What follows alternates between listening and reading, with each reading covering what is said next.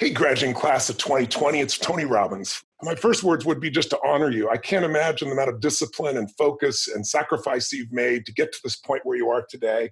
And I know today would be a day of such excitement, but because of the nature of what's happening in the world right now, I'm sure there's some other emotions mixed in too. There might be some concern or some fear.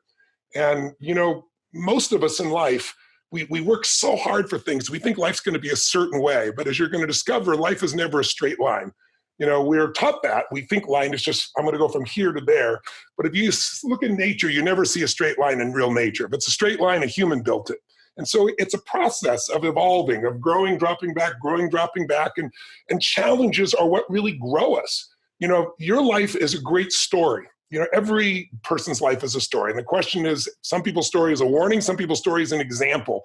Right now, you're an example that's growing and expanding, and you have a chance to have this be the most incredible life. But it won't be a life without challenge. And the challenges we're facing right now give you an opportunity to grow like very few generations. I'm sure you've heard of the Great Generation, the World War II generation. If you watch a great movie, if you read a great book, the size and the power of the hero, how much you become as a hero is defined by how tough an obstacle you face, how difficult is the villain, the opponent. And so sometimes when I've been through the toughest times of my life, one of the questions I've had to ask myself or note to myself is, I finally have a really worthy opponent. This is scaring the hell out of me, or this is challenging me, or this is making me crazy. But I also know in my gut and in my soul that if I can push through, it's just like you've done in these years. You've pushed through tough times, I'm sure, many of them.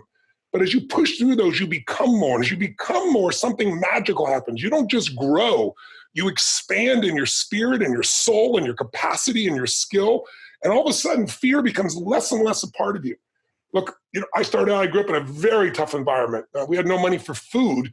I can remember Thanksgiving when literally, my dad came home and just said, we have no money, we have no food. I don't know what we're going to do.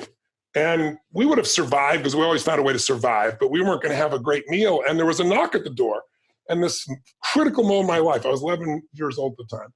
And I opened the door, and there's my mom and dad, by the way, saying things, yelling at each other, things that, once you say them, you can never take them back. And it was a bad moment. And I opened the door, and there's this tall man standing there with grocery bags in each hand. And right at his feet, he had a pot he'd sat down with an uncooked turkey. And he said, "Is your father here?" And I said, "Just one moment." And I ran to get my dad. I said, "There's somebody at the door for you." And he goes, "Who is it?" I said, "I don't know." He goes, "Well, ask him." I said, he needs to talk to you. And I just wanted to see my dad's face when he saw that we're going to have food and this great meal. My dad went over and opened the door and saw this man with the food and didn't let the man say a word. He said, "We don't accept charity." And he went to slam the door in the man's face. And the man just happened to have his foot there, so it bounced off his foot and the door stayed open. And my dad got even more upset. The man said, sir, he said, "I'm just the delivery guy." He said, "Somebody knows you're having a tough time. Everybody has tough times. And they want you to have a beautiful Thanksgiving. I'm just delivering it." My father said, "We don't accept charity." He started to push the door again. And this time the man's shoulder was there, so it bounced off his shoulder too. And then I made eye contact with this man. He saw me behind my father on the side. I'll never forget the moment. And he looked at my father and he said, "Sir," he goes, "I'm not trying to be harsh, but don't let your ego get in the way of your family being taken care of." I thought my father was going to punch him in the face. There was this frozen moment where my dad was so angry, and he just took the groceries, slammed the door, and walked away. I tell you the story because I couldn't understand how my father could be so angry when someone was trying to help us. And I didn't figure it out till years later. But what I figured out, and what I want to plant a seed with you on, is that our decisions control our life and our destiny more than anything else. Don't get me wrong, there's things you can't control. There's COVID-19, things happen. But what really controls this is not what's happened, it's how we respond to it. It's what we focus on. It's the meaning we give it, what we do. And I began to realize every moment of our life, we make 3 decisions. And since you're graduating today, I thought it would be really useful to bring these 3 decisions up to your conscious awareness so that if you want to, you can remember these 3 little decisions because they're happening every moment of your life. And if you don't make them consciously, they're going to be made unconsciously because the world's coming at us. It's ringing and stimulating and vibrating in our pockets. It's all around. We're not an information society. Information society died a long time ago. There's so much information. We're drowning in information. We're starving for wisdom. But the three things that control your life is not what's happened to you, it's what are you going to do with it? And the three decisions are, number one, what are you going to focus on? See, whatever you focus on, you're going to feel it. Whether it's true or not, doesn't matter, you're going to feel it. Have you ever had thought somebody came to you and said, a friend of yours, they did something behind your back, and you went, no, that's not true. And then two of them said, yeah, they're trying to do, and you got hurt. Like, how can my friend do this? And then maybe got angry.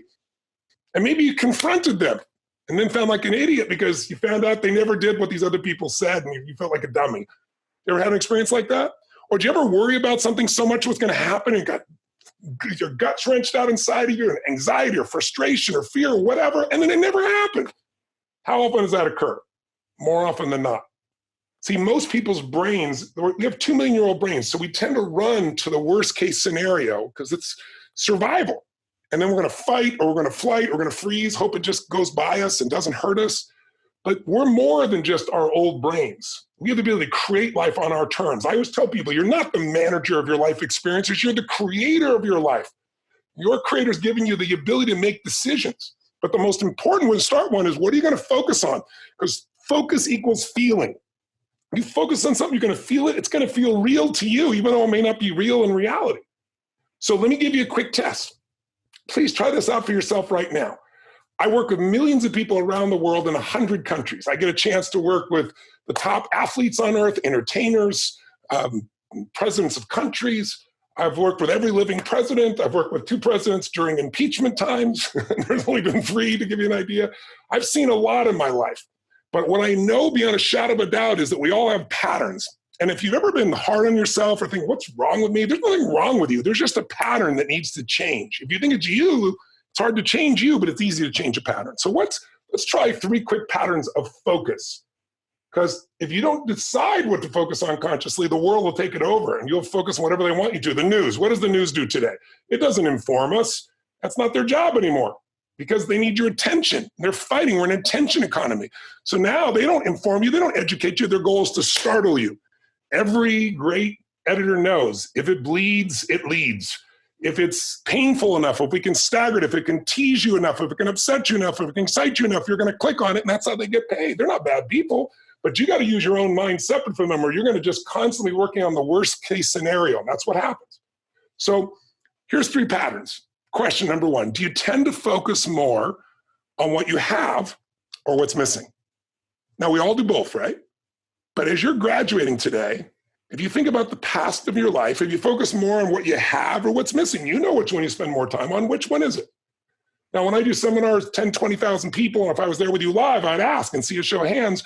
And usually achievers, and you guys are achievers, or you wouldn't be going to a school like this and pushing like you have.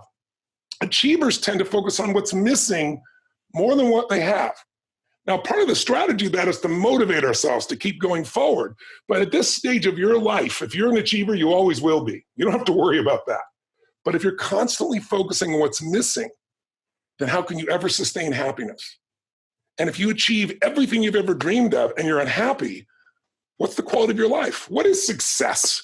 What is failure? Failure is not being able to do anything meaningful in your life. Failure is living in frustration, anger, and sadness all the time. Success is finding a way to grow, to expand, to love, to contribute, to make a difference.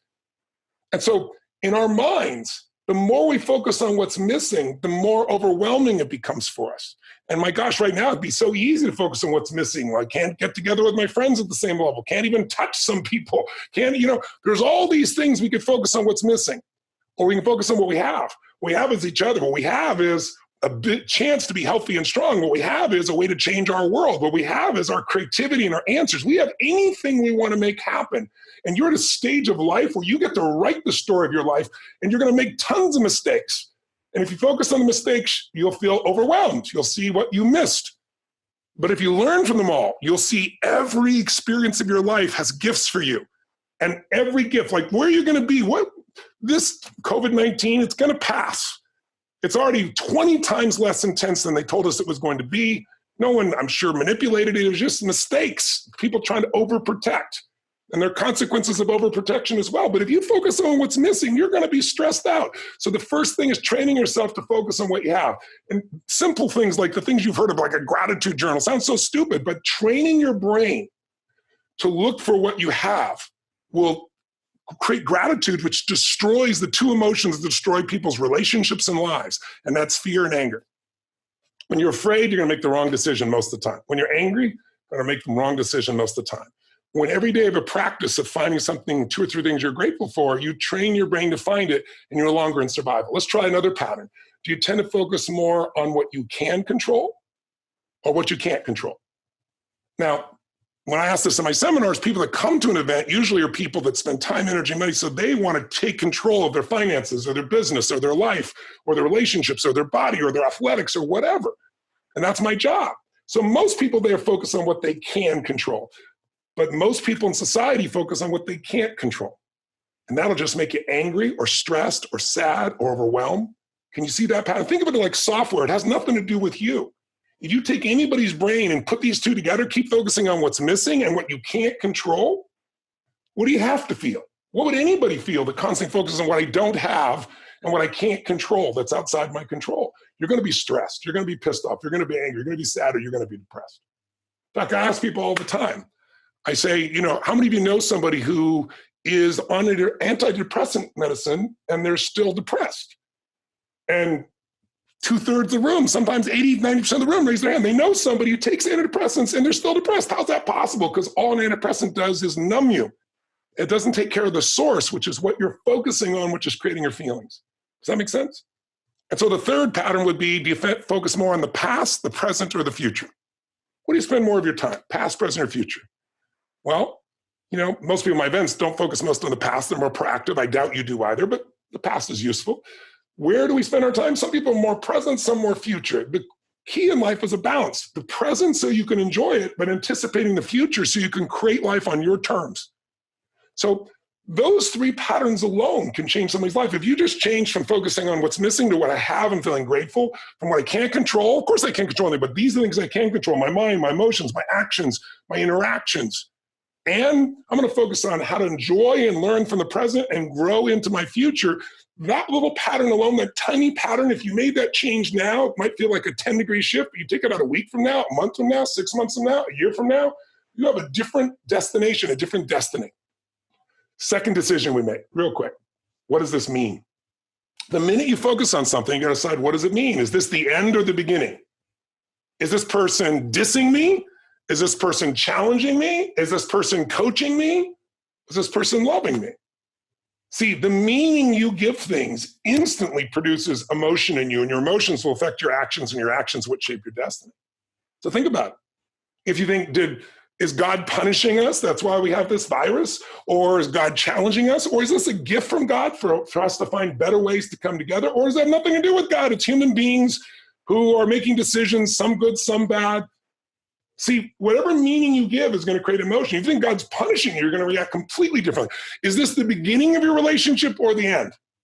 If you think it's the beginning of the relationship, you're going to react differently to everything if you think it's the end of the relationship. Read between the lines. You get the idea, right?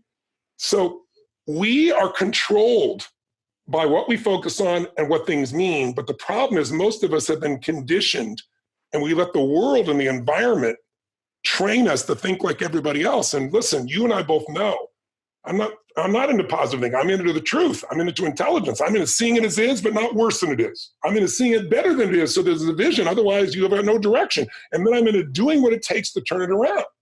See, you've got to control the meaning. If you control the meaning, you have an extraordinary life. But if you let the media, external people, then you'll be a follower. And most people, you tell me, are most Americans healthy, vital, strong, healthy? Are most Americans in a passionate relationship for decades where they don't just hang out, they love each other and want to be with each other? Do most people have a career or a job or a company that they love, can't wait to go to every day? The answer is, most people, the answer is no. But there's a few who do. And I mentioned the few who do versus the many who talk. And then finally, the third decision is, what are you going to do? Because what you're going to do is different than if your meaning is they're dissing me, than if your meaning is they're challenging me, than if their meaning is they're loving on me. Does it make sense? And so it's important to learn to find empowering meanings, to train yourself to focus on what you have, instead of what's missing, what you can do, what you can do this moment, what you can do in the future. Those are just a couple samples. And if you do that, you're going to be in a state where you're going to know what to do, or you're going to learn what to do quickly. And if you don't know what to do, trust your gut and take some kind of action. You go, what if it's the wrong action? You'll find out quicker and you can change again. But if you sit on the fence doing nothing, it'll just create frustration or fear, anxiety. So as you go through your graduation today, remember, it's in your moments of decision that your destiny is shaped. So choose well. And as you do, choose in a way where you're kind to yourself and kind to others, and where you trust that there's something in you larger than your mind. There's a spirit and soul inside you that can guide you.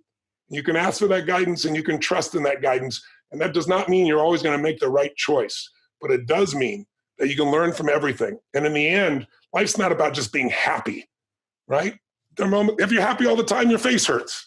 You ever smiled so much for so much your face hurts? We need a balance. What we really need is a life of meaning. And that's a life where it's not just about you. It's a life of service. If you can find something or someone that you care so much for, you'll do anything for them, then the greatest part of you will come out. It could be a mission for your community. It could be for the world. It could be your family. It could be your friends. It could be your lover. It could be anything. It could be in the future, maybe your children. But if you can find something you care about more than yourself, you're not going to suffer. Because in the end, there's only two options: suffer or grow. If you're suffering, you haven't grown yet. And so grow into a new set of beliefs that take you beyond the focus of limitation to what's truly possible.